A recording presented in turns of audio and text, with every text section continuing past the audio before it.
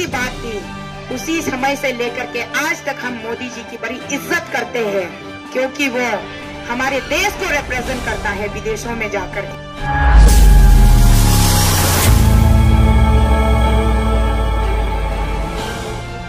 क्योंकि हमने आपको इतना चर्चा कर दिया, आप इतने चर्चित मुख्यमंत्री हो गए पूरे देश में कि आज के डेट में सलमान खान, शाहरुख खान भी पीछे रह जाए, जितना अपना पेमा खांडू पॉपुलर हो गया है।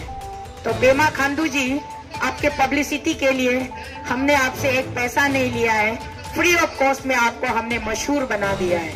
तो आज आप सुपर हीरो हो आपके नाम से।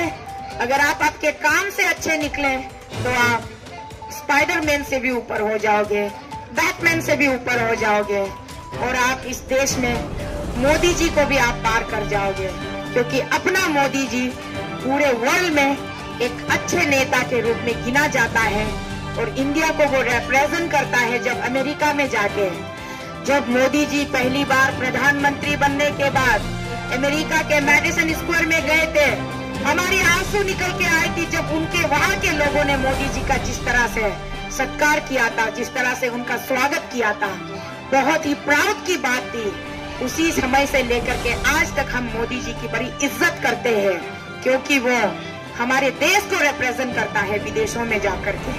मोदी जी की पॉपुलैरिटी इतनी ज्यादा है कि आप गूगल पे सर्च करोगे तो one of the most strongest prime minister में उनका नाम गिना जाता है। तो मैं पेमा भाई आपसे कह रही हूँ, अगर आप अपने कार्य से आप अगर सही निकले तो आप मोदी जी को भी पीछे छोड़ दोगे। तो खुद को साबित कीजिए, और आपके पास अच्छा मौका है खुद को साबित करने का, एक अच्छा व्यक्ति साबित करने का, एक अच्छा नेता साबित करने का, एक अच्छा बेटा साबित करने का राज्य के, क्योंकि आप बेटे हो राज्य के, माता अरुणाचल के बेटे हो आप। तो आपको अपने माता के प्रति जो जिम्मेदारियां सौंपी गई है, आप उनको निभाइए, आप उन पे सक्षम खरा उतरिए और अपनी छवि को साफ कीजिए। पेमा भाई, मैं आपसे गुजारिश करती हूँ।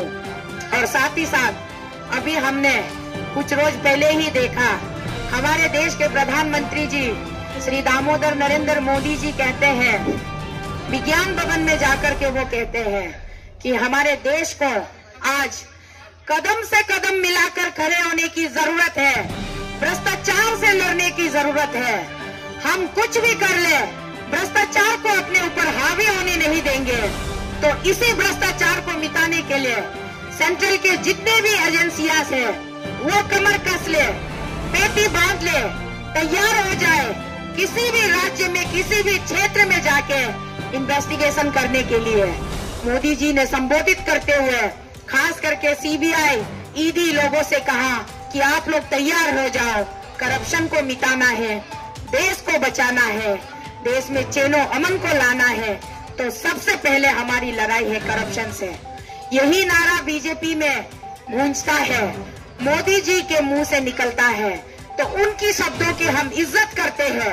इसीलिए यहाँ पर हम डटे हुए हैं, हम यहाँ पर खड़े हैं। मोदी जी, आपसे, आप ही के शब्दों के कारण हम आपसे गुहार लगा रहे हैं कि अरुणाचल से करप्शन को मिटाइए, करप्टेड लोगों को आप हटाइए और अच्छे लोगों को लेकर आइए, साफ छवि वाले लोगों को लेकर आइए, और जिसने जो बुराई की है उनको उनकी हद की सजा दिलवाइए।